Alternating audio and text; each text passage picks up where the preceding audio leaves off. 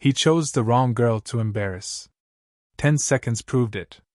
The learning chambers of Yulara Prime were built inside a suspended ring of violet glass, hanging over a bottomless void where the planet's storms spiraled like living shadows.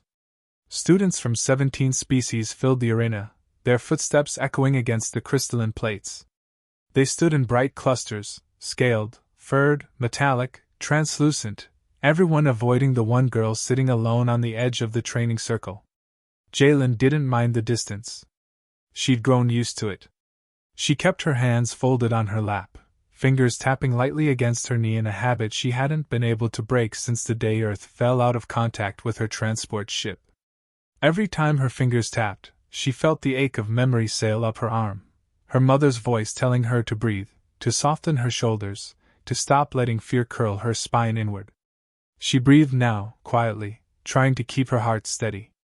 Above them, Commander Threx descended from the observation bridge. His armor glowed with electric markings that pulsed in time with his slow, deliberate steps. Every cadet straightened. Every voice stilled. Even the arena lights dimmed, receding into a cold lavender haze. Jalen didn't move. The commander's eyes, 3 narrow slits that glimmered like molten silver, dragged across the room with calculated disapproval. They paused the moment they reached her. "Human," he said aloud, not bothering to hide his disdain. "Stand." She stood, slow and calm. Her heart lifted uncomfortably against her ribs. She kept her chin low, not out of fear, never fear, but because she knew what these moments did to her. She felt everything too deeply. Humiliation, anger, the sharp twist of being singled out. She had to manage herself carefully. Threx's steps boomed as he circled her. "You were invited here by coalition pity, not merit. You are fragile, soft, and wholly unprepared for our standards." He turned his head toward the watching cadets. "Observe. This is what weakness looks like." A few students laughed. Others shifted awkwardly, unsure. Jalen swallowed once, the lump in her throat thick and familiar. "Don't rise. Don't stiffen. Don't give him what he wants. Just breathe." Threx's tail scraped the glass floor with a metallic snap. "Let's ensure you understand your place." He moved faster than she expected. A blur of obsidian plates, a ruthless arc of motion. His hand, clawed, armored, struck across her cheek with a crack that echoed through the arena like breaking ice. Her head snapped sideways. The sting bloomed immediately, sharp and hot. A few gasps scattered through the rows of spectators. Jalen blinked once, twice. The room tilted. A childhood memory flickered in her mind, the last night on Earth, her father's whispered fear that sending her away might save her life. She tasted copper. Her vision blurred. Then she exhaled slowly, grounding herself. Shoulders down. Spine straight. She turned her head back toward him. Threx's expression twitched in irritation. He expected tears, shaking, apology, something to validate the cruelty he wore like a second skin. But all he saw was a girl looking at him with quiet sadness. Not defiance. Not rage. Sadness. It lasted barely a second, but it landed deeper than any strike. Threx stepped closer, breath hissing through his armored mask. "Did you not hear me, human?" he growled. "You do not belong here. Your kind is breakable." Breakable. She'd heard that her whole life. Breakable bones. Breakable hearts. Breakable planet. She closed her eyes for half a breath. And inside that small space of stillness, she let the fear drain out through her hands and feet the way her mother had taught her. Let it fall like sand. Replace it with something steadier. Not anger, she hated anger. She'd watched anger destroy too many things. No. She chose discipline. Control. When she opened her eyes again, her voice came out low, almost apologetic. "Commander, please step back." A few cadets exchanged confused glances. Threx barked a laugh. "Step back? You dare give orders? I'm warning you," she whispered. Her voice wavered, not from fear, but from the struggle to keep her emotions from spilling over. Threx lunged. The blow never landed. Jalen's body moved before thought, instinct running ahead of reason like a flame racing along oil. She shifted aside with air-slicing precision, caught his wrist with both hands, and for a heartbeat she felt the tremor of his surprise vibrate straight through his armor. She didn't mean to hurt him. But physics didn't care about intentions. 10 seconds. That was all. 10 seconds in which she redirected his weight, shifted her stance, adjusted her grip by fractions, and used the commander's own momentum to wrench his arm downward in a spiral that forced him to his knees with a sharp, mechanical crack that echoed across the arena. 10 seconds where silence swallowed the room whole. Not a breath. Not a whisper. Not a single footstep. Jalen froze, hands trembling around the commander's wrist. Her chest tightened with dread. She felt sick, not because she feared consequences, but because she saw the truth of him in that moment. He had never expected pain. Never expected resistance. She released him immediately and stepped back, her pulse thundering against her ribs. Commander, I didn't mean. Threx tried to rise but staggered, one knee scraping harshly against the glass. His eyes flashed in disbelief and humiliation. Human, he rasped, clutching his injured wrist. What did you? I asked you to step back, she whispered. Her voice shook. Please, don't come closer. Her hands wouldn't stop trembling. She curled them into fists to hide it. Somewhere in the crowd, a cadet whispered. She moved before he struck. Another murmured. How did she do that? Humans don't move like that. The arena felt alive with held breath. Threx forced himself upright. Fury tremored down his spine. You dare attack me? You attacked me, she said softly. I reacted. He snarled and surged forward again, wounded pride overriding sense. And something inside Jalen finally cracked. Not anger. Not fear. A different kind of breaking, one she had fought against her whole life. A breaking of patience. She stepped aside, guided his charge with a single palm against his chest, and watched as his own weight carried him into the arena floor with a thunderous impact that made the crystalline plates glow from the shock. Silence again. Heavier. Colder. Almost reverent. Jalen staggered back as if she were the one struck. Her throat tightened painfully. She didn't know why tears threatened. She hadn't cried since she left Earth. Not even when the message came through confirming the colony she was destined for had gone dark. She pressed her palm against her eye, trying to steady herself. I'm sorry, she whispered, voice trembling. I don't want to hurt anyone. But the cadets saw more than an apology. They saw the truth Threx tried to bury. The human girl wasn't weak. She never had been. She was controlled strength wrapped in fragile emotion, a storm held inside thin arms and trembling fingers. And when someone pushed her too far, when humiliation became cruelty, 10 seconds rewrote everything they believed. Threx lay gasping, rage burning in his fractured breath. Jalen stood above him, struggling not to cry. And the academy stayed silent. Not out of fear, but out of the realization that for the first time in its long history, a human had changed the atmosphere of the entire arena simply by refusing to break. The silence didn't fade quickly. It stretched thin across the chamber, trembling like glass under pressure.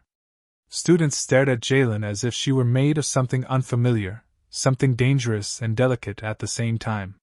The violet arena lights pulsed once, dimmed, then steadied in a low hum that felt almost respectful. Jalen forced her breathing to slow. Her hands were still shaking, her heartbeat thrumming loud enough she thought others might hear it. She hated this feeling, this mix of guilt and adrenaline twisting together until she wasn't sure whether she was about to collapse or apologize again. Threx pushed himself up with his uninjured arm, growling through clenched teeth. There was fury in his eyes, yes, but beneath it, buried under the weight of disbelief, was something closer to fear. A commander of Yulara Prime didn't fear easily. Human, his voice cracked. Stand down. She stepped backward without thinking, a small motion, instinctive. More emotional than tactical. A shrinking inward she fought not to show. I'm not fighting you, she said, voice thin. I told you, I don't want this. Threx swayed. The pain in his arm made his pupils constrict. Then how? He hissed. Did you drop me in front of my academy? Her throat tightened. She opened her mouth, but nothing came. She didn't have an answer she could explain in words. Even she didn't fully understand the reflexes buried under years of training and fear and grief. A ripple moved through the students as the deputy instructor stepped forward, a tall, silver-plated Averin whose wings folded tightly behind their back. Their voice echoed coolly across the arena. Commander Threx, they said, medical assistance has been summoned. You should not attempt further engagement. It wasn't an engagement, he snarled. It was supposed to be a lesson. The instructor's gaze slid toward Jalen. It was. Jalen's eyes dropped to the floor. Shame flushed through her again, burning deep. She wished she could disappear into the glass beneath her feet. She wished her hands would stop shaking. She wished she hadn't been born with instincts that reacted faster than her words ever could. Students parted as medtechs hurried in, lifting Threx gently. Even in pain, his glare never left her. This isn't finished, he rasped. I know, she whispered. The medtechs carried him out. The doors sealed with a soft kind of finality. And with him gone, the tension in the room shifted, not softer, but different. Curious. Uncertain. A few cadets edged closer as if drawn in against their own will. A small voice broke the silence.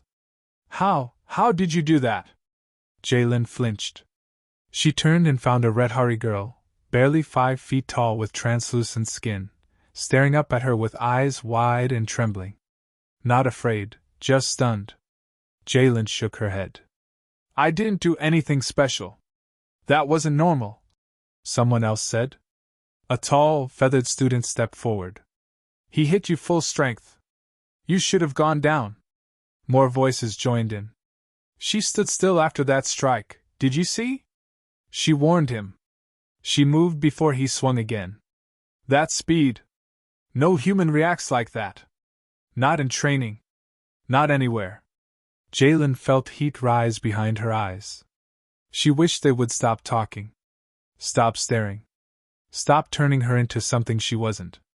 I'm not strong, she said quietly. That's a lie, a voice murmured behind her. Jalen turned to see a student she'd never spoken to before, an armored Quillen whose spines glinted like obsidian knives. They folded their arms. You didn't even posture. You didn't threaten him. You didn't try to humiliate him. Everything you did was controlled. Measured. Their gaze narrowed. That's real strength. Jalen shook her head, heart pounding. No. Real strength doesn't shake like this. She lifted her hands. They trembled visibly. Real strength doesn't feel guilty every time it defends itself. The room went silent again. A few students exchanged uncertain looks, unsure how to understand the contradiction of her presence, overwhelming power and overwhelming emotion woven into one shaking, breathing point of stillness. The deputy instructor stepped to the center of the arena. Cadets of Yulara Prime, they announced, return to your study wings. The evaluation chamber is closed until further notice. No one moved. They weren't defying the instructor. They were waiting. For her. Jalen swallowed hard. She didn't want this. She didn't want eyes following her or whispers forming around her name. She didn't want to be the girl who made the commander fall. She didn't want to be the girl who shook after victory. But she also knew why they waited. They wanted her to lead the way out. So she did. She walked toward the exit, keeping her head down, shoulders tight, trying to appear smaller even though the weight of the room said she'd never be small here again. Cadets stepped aside. Their silence followed her out like a shadow. When she reached the corridor, the hum of the academy's engines wrapped around her like a heartbeat she didn't trust yet. She leaned against the wall for a moment, breathing into her hands, forcing emotion back down into its quiet box. She hated crying. She hated that she felt like she might. A soft voice spoke beside her. Do you need a moment? Jalen lifted her head. A human. One of the few stationed as support staff. A young man with dark circles under his eyes and a tired smile. She nodded once, unable to speak. He didn't ask questions. He didn't comment on what he'd just seen. He simply stood near her, not too close, not too far, just present enough to help her breathing steady again. You didn't do anything wrong, he said gently. Jalen stared at her hands. Feels like I did. That's because you're human, he murmured. We feel everything too much. A shaky exhale escaped her. I didn't want to hurt him.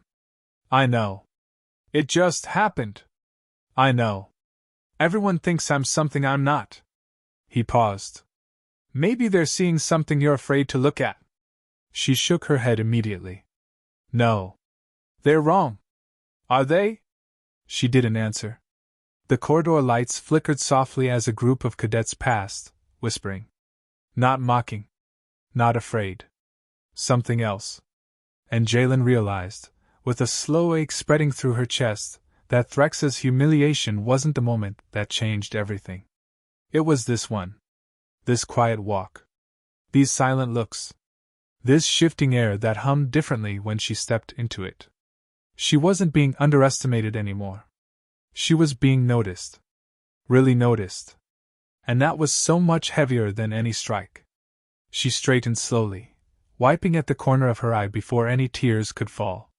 Thank you, she whispered. The support staffer nodded once. You should rest. Tomorrow, there will be consequences. I know. But also answers. She let that settle inside her, unsteady, fragile, hopeful. For the first time since she'd arrived on Yulara Prime, Jalen didn't feel entirely alone. Maybe that was enough. Maybe that was the real beginning.